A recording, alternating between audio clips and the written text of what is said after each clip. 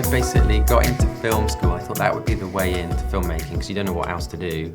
So I got a place in film school, and then the summer I went was the summer Jurassic Park came out in the cinema, and it changed everything. And it was clear that computer was going to be part of filmmaking from now on. So I bought a computer, I learned how to do dinosaurs in my bedroom and things, and then ended up getting sidetracked massively for 15 years in a career doing visual effects. And I thought, oh no, I've wasted my life kind of thing. And then it turns out, having that skill set, it used to be like, you know, directors would come in from, everyone's on a different path through the film industry. Some people pick the camera, you know, some people pick writing, some people are editing. And at some point, you know, if you're trying to become a director, it's like, which path do you pick? And I'd ended up in visual effects.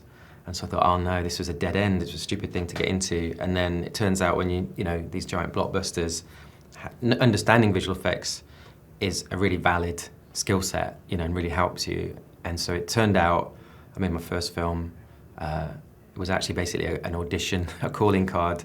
It was a monster movie set in, you know, Central America, and it was me trying to like show I could do something a little bit like Jurassic Park and that. I never expected in my life that that would eventually lead to being, you know, we just had the premiere for the movie, and it's a very, very surreal thing.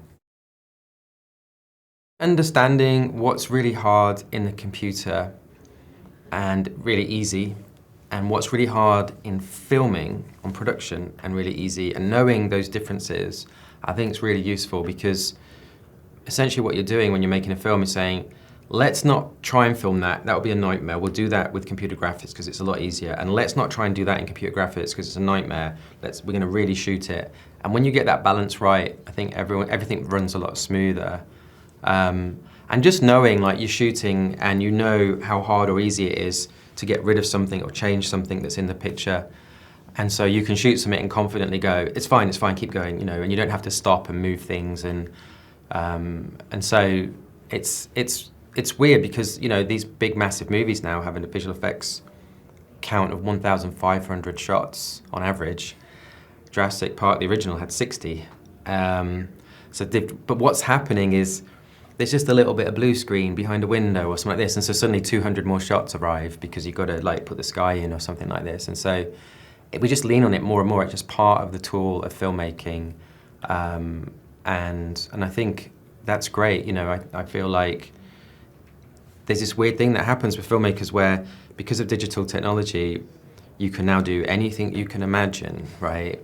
But if you look at the timeline of cinema, Jurassic Park kind of was the beginning of real big CGI blockbusters, and I feel like it was a classic film, but all my, you know, most of my favorite films were before then, and when you couldn't do everything you could imagine, and so that's a great lesson as a film director is, and to quote the movie, just because you could doesn't mean you should. It's like how to be restrained with these really great tools and how to like use the audience's imagination and hide things and you know, like build on those big reveals. And so it's when you've got all these amazing tools, it's very tempting to just use them all the time. And storytelling isn't really about that. Storytelling's about what you don't say or see and how you hold back. So that's like a great lesson from like Jurassic Park original, I think.